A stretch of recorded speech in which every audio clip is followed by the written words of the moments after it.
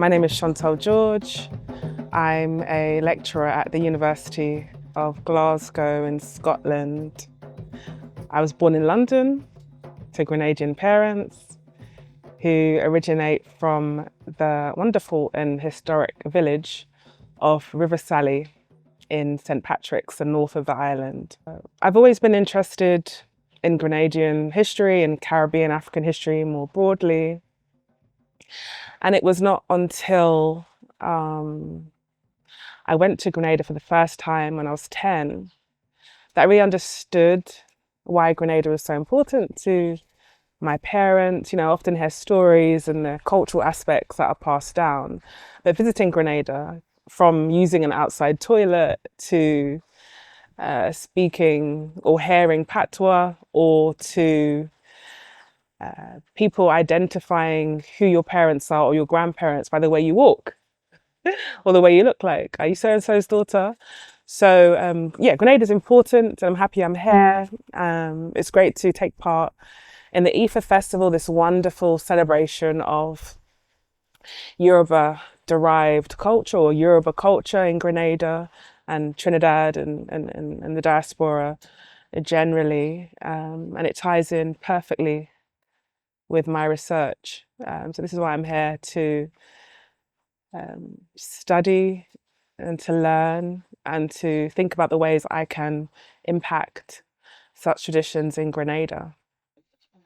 So indentured Africans, anyone heard of indentured Africans or liberated Africans before? Yes, it's so fascinating, right? To think about decades after the abolition of slavery in 1807, Africans were still being sent to the Americas. They were indentured for 6 months to up to 3 years, possibly 5 years, but I haven't found no evidence of it. It was just a colonial officer saying that they may be indentured for 5 years. So typically 6 months to 3 years. So 2,709 were enlisted or indentured in Grenada. Enlisted meaning they served in the West Indian regiments. 52,000 were sent to the British Caribbean as a whole. And so there are parallel studies in Trinidad and Jamaica and Guyana on the legacies of these indentured Africans. So they were not free. So after 1807, Britain patrolled the Atlantic waters and they would capture ships that they suspected engaging in the slave trade. And they would, quote unquote, liberate them and send them to various places like Sierra Leone, West Central Africa, or sometimes direct to the Caribbean. And so 2,709 were sent to the island of Grenada. So one of the things I argue is that African work, as mentioned, is a combination of music, dance, healing, feasts, manifestations, but it's also characterized by the existing culture in Grenada, so the culture from slavery. So we can think about Igbo, Akan, Congo, enslaved groups that may have impacted African work. We can also think about Roman Catholicism, nation dance mentioned by Dr. Angus Martin, Obia too, Saraka, and also Patois. These are all influences in African work that I've observed. So I'd love to hear your thoughts on this. I found a quote by a colonial officer in 1888, and he writes that he's walking around somewhere in Grenada, he doesn't say where, and he finds a temple and he observes that Africans, old Creoles, and sometimes coolies, a derogatory term for people of South Asian heritage, came to pray and dance. He observed, and I wonder if these resonate with you, a broken cutlass representing a certain deity, flowers, cola nuts.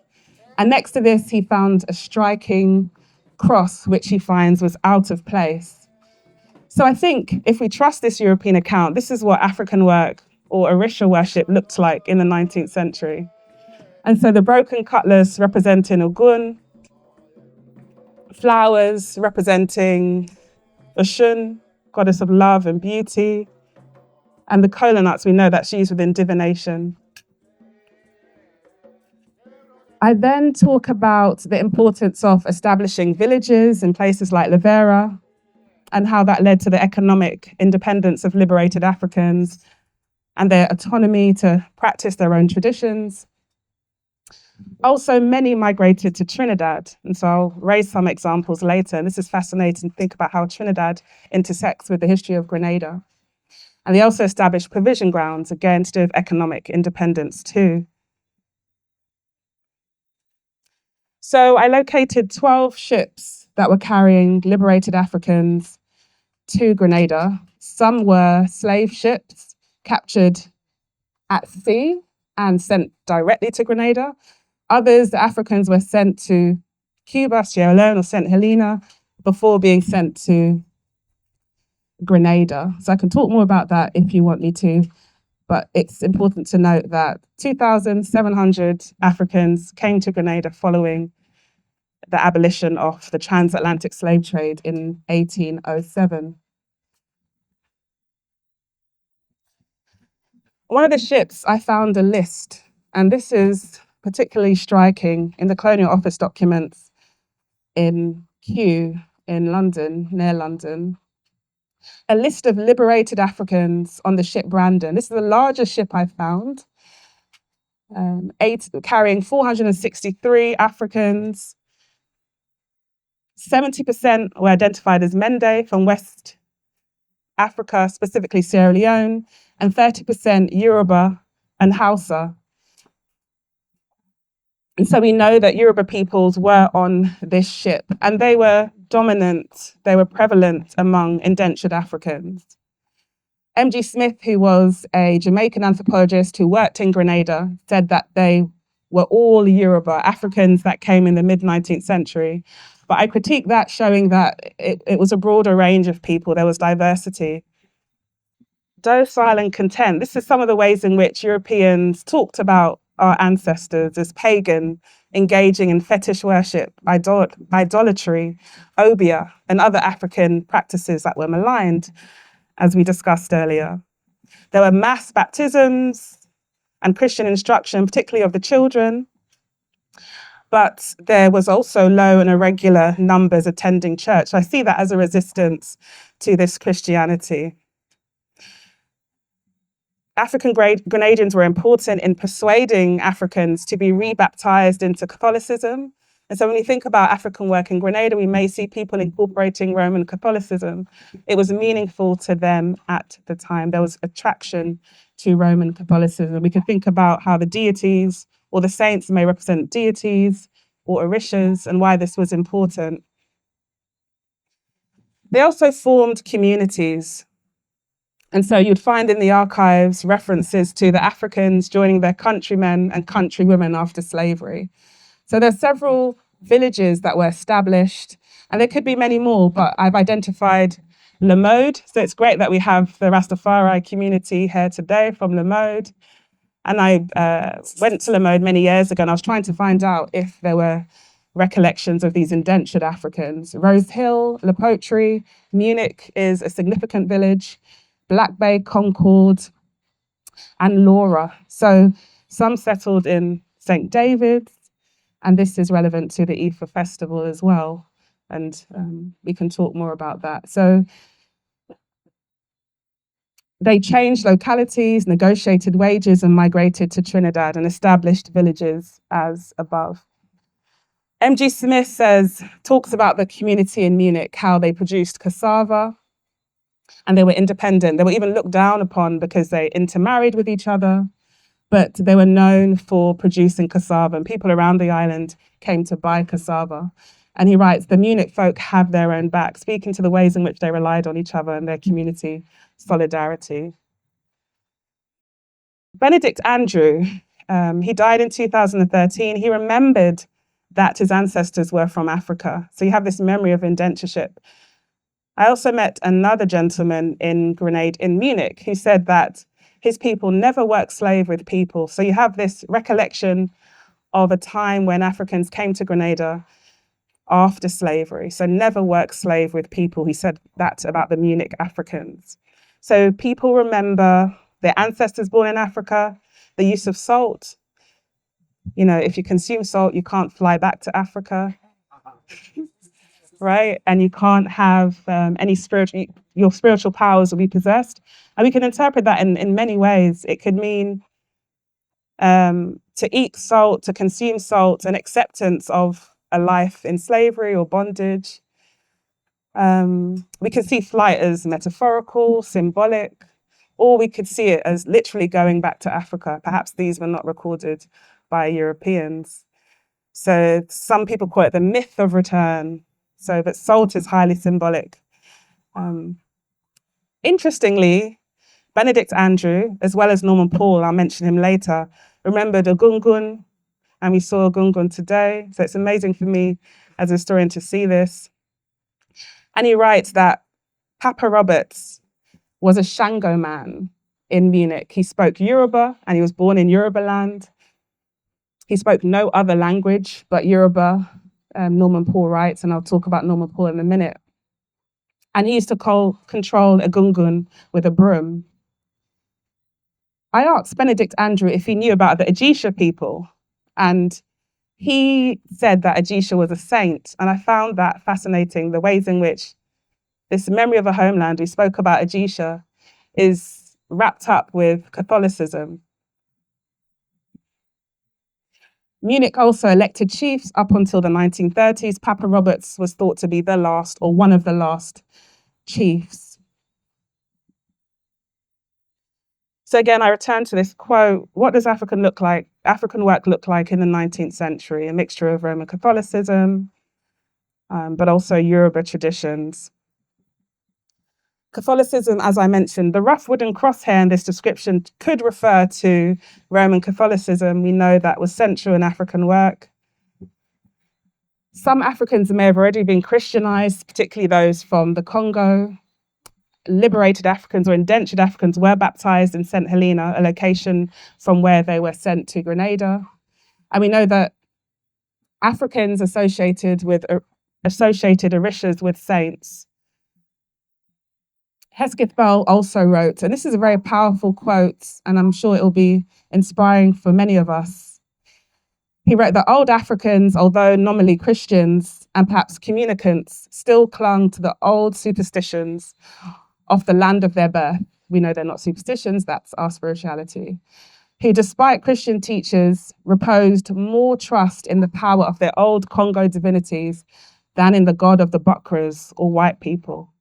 So inspiring to read that, isn't it? Again, from a European, and that's his perspective. This is a picture of Miss Little in Rose Hill with a Catholic saint, Saint Mary, I believe, showing how Miss Clive, an Orisha leader in Grenada, and other practitioners associated Orishas with saints.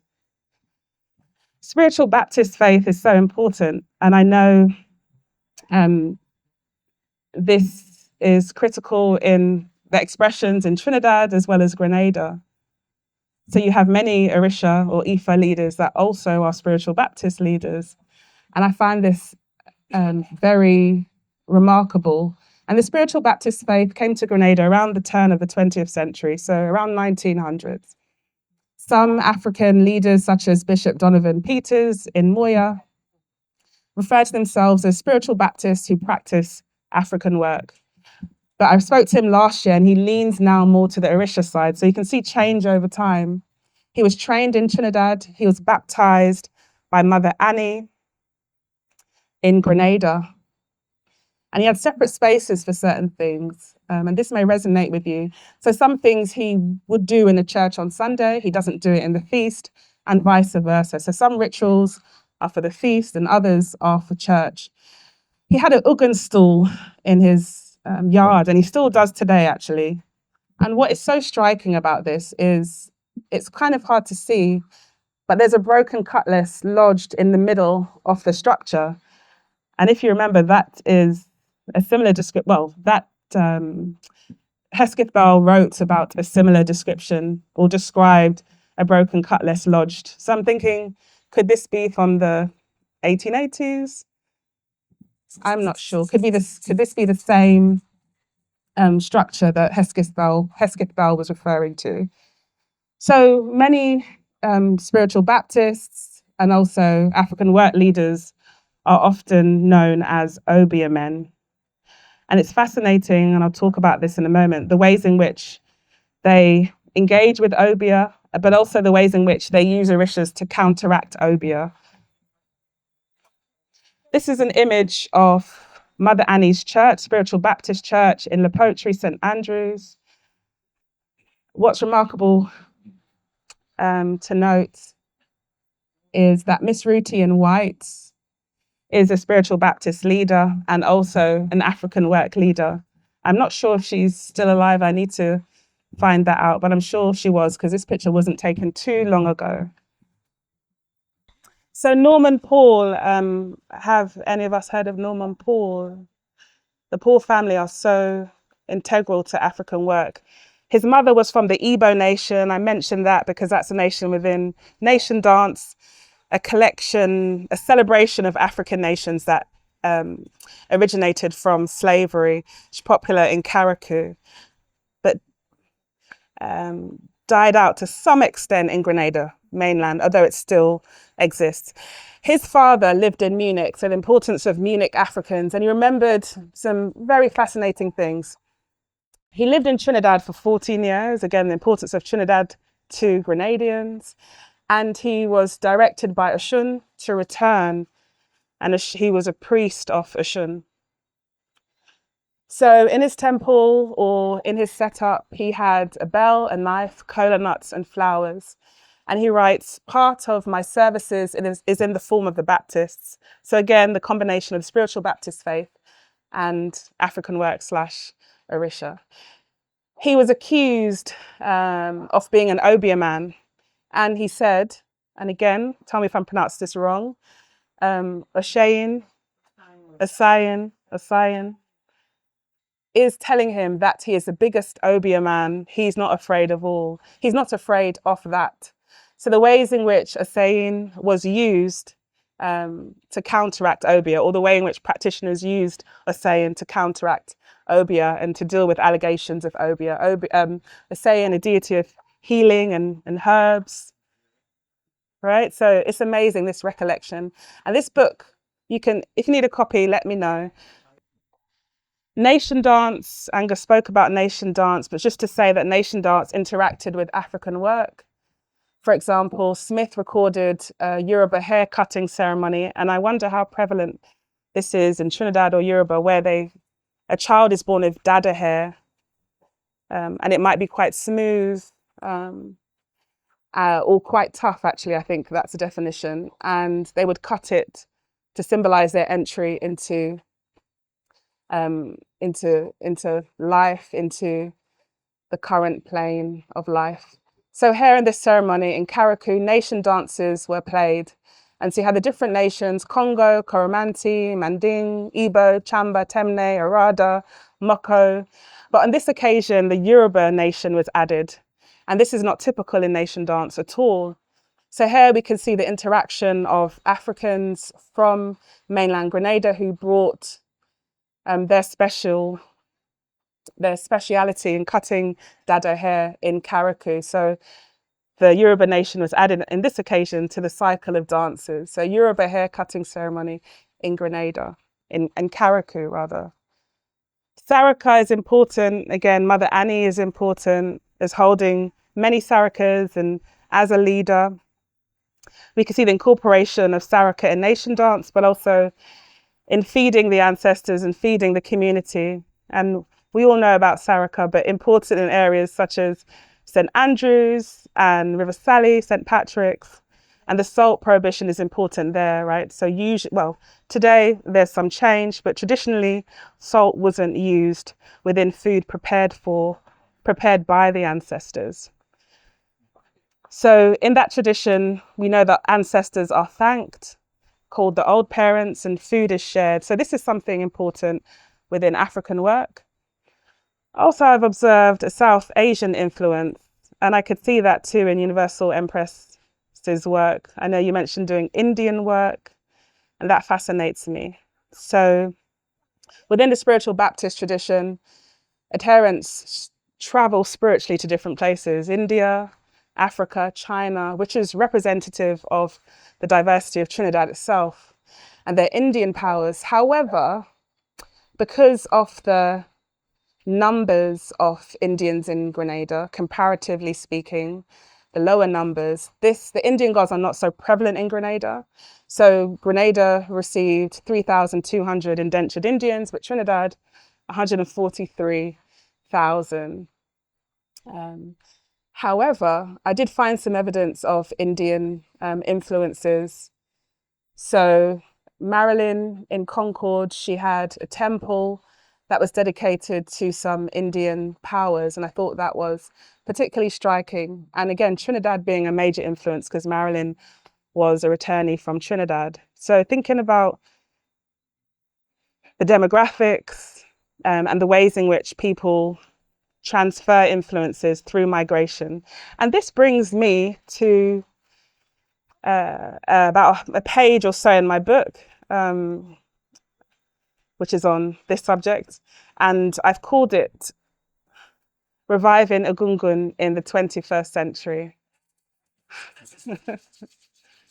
And I take inspiration from Ashay, everything you're doing, Kelaine Campbell's articles in Now Grenada. That's where I first heard about the IFA Festival. And then I met Universal Empress. That's how I met Universal Empress on her balcony last year, on her veranda. What you're doing, what we're doing, reviving Egungun and IFA is very important in Grenada, or introducing IFA in Grenada and reviving Egungun. So it was last documented, at least what I found, Egungun in the 1950s. And so we're making history by celebrating it today. So there are many aspects, I think, of IFA or Orisa that we can incorporate in our daily lives. And I do remember some of my family saying, Chantal, be careful, don't go there. This and this so person is known to do this, when I was speaking to spiritual Baptist or African work leaders. So I say that to say that these traditions are often stigmatized in Grenada. And so there's lots of demystifying we need to do, and understanding and education we spoke about before. At the same time, I'm cognizant of the fact that I have not lived in Grenada for a significant amount of time, and there may be characters that have had a certain reputation for whatever reason or done people wrong. No one is perfect, right?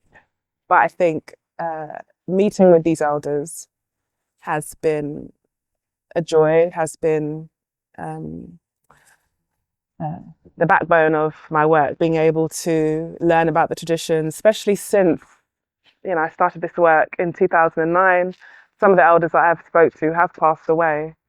So it's nice to be able to have a picture of those I've interviewed or share their stories. One of the goals of the project that I'm working on with the IFA Festival is a booklet, about 6 to 8, 10 pages. And that again will be accessible, digestible.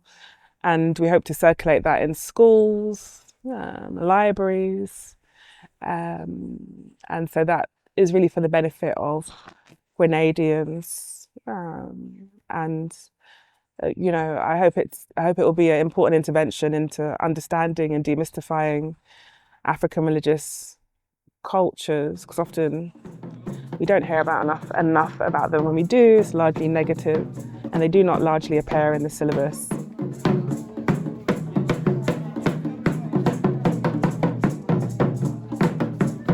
Funding for this film was provided by the University of Glasgow's Impact Acceleration account, the IFA Grenada Foundation, and private donors like you.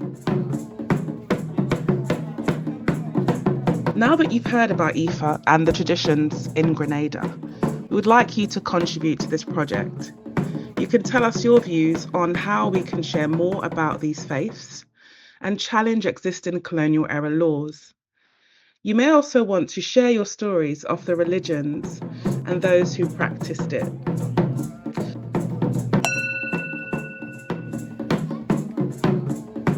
Please complete the survey and get in touch with us.